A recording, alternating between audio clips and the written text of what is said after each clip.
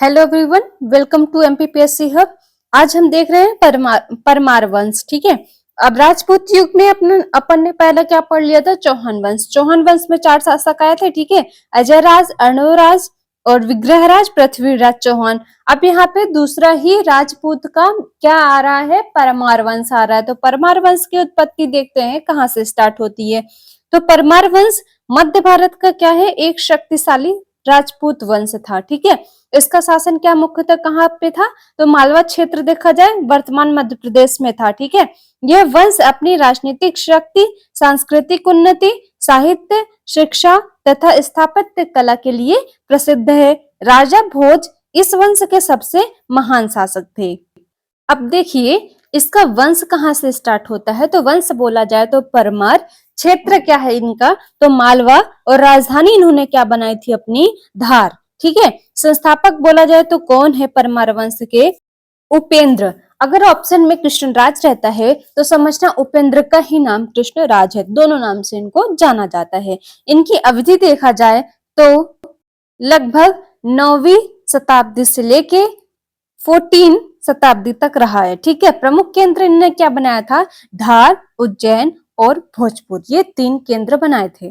अब देखिए परमार वंश की उत्पत्ति कैसे हुई। तो अग्निकुल सिद्धांत से। अग्निकुल मैंने पहले ही बताया था आपको, चौहान वंश में ही। ठीक है। तो राजपूत परंपरा के अनुसार आबू पर्वत के यज्ञ कुंड से परमार वंश की उत्पत्ति हुई। ऐतिहासिक मत क्या कहते हैं कि अधिकांश इतिहासकार परमारों को मालवा क्षेत्र का स्थानीय राजवंश मानते हैं। अब देखिए प्रमुख शासक कौन से थे परमार वंश के? तो उपेंद्र, जिसे कृष्णराज कहते हैं, परमार वंश के संस्थापक माने जाते हैं। मालवा में परमार सत्ता की नींव किसने रखी थी? तो उपेंद्र ने ही रखी थी, या कृष्णराज ने ही। अब देखिए दूसरे शासक कौन थे? तो सियक द्वितीय, हर्षदेव के नाम से भी जाना जाता है। ठीक है। तो उपलब्धियां इनकी क्या थी? राष्ट्रकूटों के प्रभाव से स्वतंत्रता प्राप्त की, मालवा को क्या बनाया? स्वतंत्र राज्य बनाया। महत्व देखा जाए तो परमारों की वास्तविक शक्ति का आरंभ इन्हीं से माना जाता है। किनसे? सियक द्वितीय से, हर्षदेव से। अब देखिए परमार वंश के तीसरे शासक कौन थे? तो वाकपति मुंज। ठीक है। 973 ईस्वी से लेकर 995 ईस्वी तक इनका परिचय देखा जाए तो परमार वंश के महान योद्धा माना जाते हैं। ठीक है। मुंज के नाम से प्रसिद्ध है। राजनीतिक उपलब्धियां देखी जाए तो गुजरात, राजस्थान एवं दक्षिण भारत तक अभियान चलाया इन्होंने। चालुक्यों से संघर्ष किया। ये वाकपति मुंज के बारे में इतना ही। अब देखो वाकपति मुंज की बात चल रही थी तो इनके सांस्कृतिक योगदान भी रहे हैं। तो सांस्कृतिक योगदान में क्या था? विद्वानों का इन्होंने संरक्षण किया, साहित्य को बढ़ावा दिया। अब महत्व में बोला जाता है कि राजा भोज इनके क्या थे? चाचा थे। ठीक है। ऐसा माना जाता है। तो ये वाकपति मुंज के बारे में हो गया। ठीक है। अब सिंधुराज देखते हैं। सिंधुराज क्या चौथे शासक थे। ठीक है। इनकी उपलब्धियां देखी जाए तो मुंज के बाद इन्होंने शासन संभाला और राज्य की सीमाओं को सुरक्षित रखा। ठीक है। तो ये आपके मुंज के बाद आए सिंधुराज। ठीक है। अब परमार वंश के 5वें शासक कौन थे? राजा भोज। कौन से कहां तक? ईस्वी तक। तो 1010 ईस्वी से लेके 1055 ईस्वी तक इनका शासन काल रहा है राजा भोज का। ठीक। परिचय देखा जाए राजा भोज का तो इनके पिता का नाम क्या था? सिंधुराज। ठीक है। मतलब इसके पहले जो शासक किए थे तो इनके पिता ही किए थे, सिंधुराज। ठीक। राजधानी क्या थी? धार। और उपाधि देखी जाए तो क्या मिला था? कविराज और परम भट्टारक। अब इनकी राजनीतिक उपलब्धियां देखी जाए तो मालवा को इन्होंने क्या किया? शक्तिशाली राज्य बना लिया। गुजरात, कोंकण और राजस्थान और बुंदेलखंड तक प्रभाव स्थापित किया। अनेक युद्धों में इन्होंने सफलता प्राप्त की है।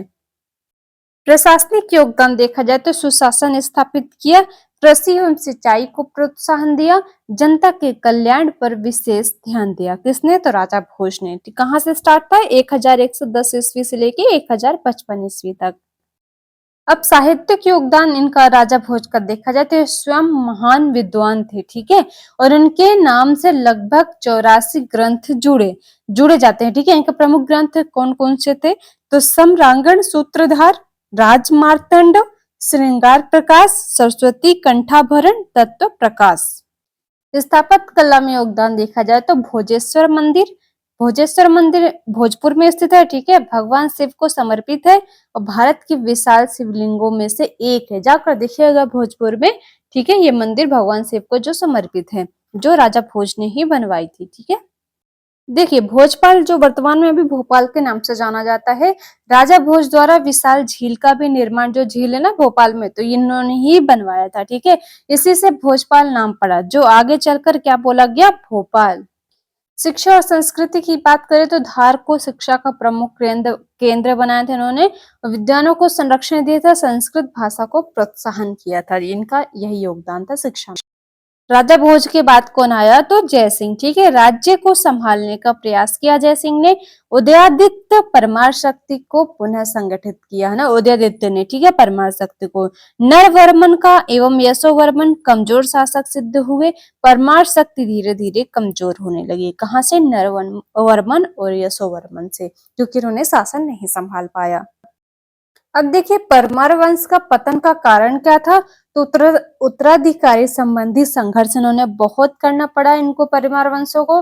चालुक्य व अन्य राजवंशों के आक्रमण बहुत हुए, कमजोर उत्तराधिकारी निकल गए और इनके ऊपर तुर्क आक्रमणों का दबाव भी बना रहा, इसलिए इनका पतन का कारण बना।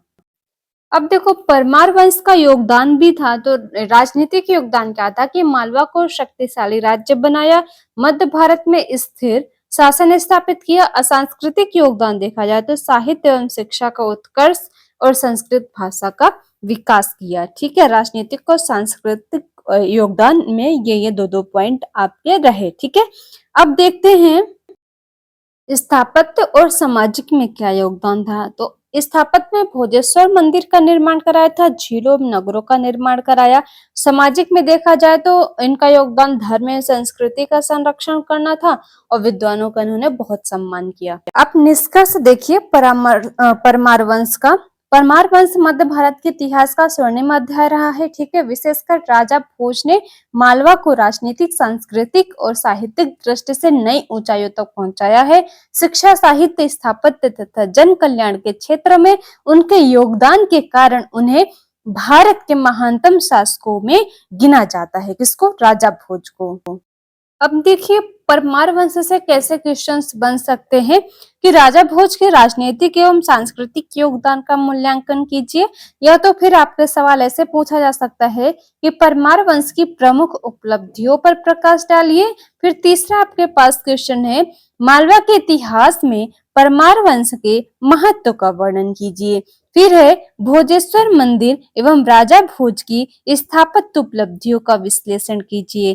फिर लास्ट क्वेश्चन आपका परमार वंश के उत्थान एवं पतन के कारणों की विवेचना कीजिए। तो ये आपके 5 क्वेश्चन है जो आप प्रैक्टिस में लिख भी सकते हैं और याद भी कर सकते हैं। हालांकि परमार वंश का मैंने टोटल शासकों के बारे में बता दिया है, आपका चौहान वंश भी कंप्लीट हो गया है, परमार वंश भी हो गया है। तो आप चैनल को सब्सक्राइब कर लीजिए ताकि आगे अपडेट मिलती रहे और आगे आपको वीडियो और नोट्स के टॉपिक आपको एमपीपीएससी मेंस के मिलते रहें।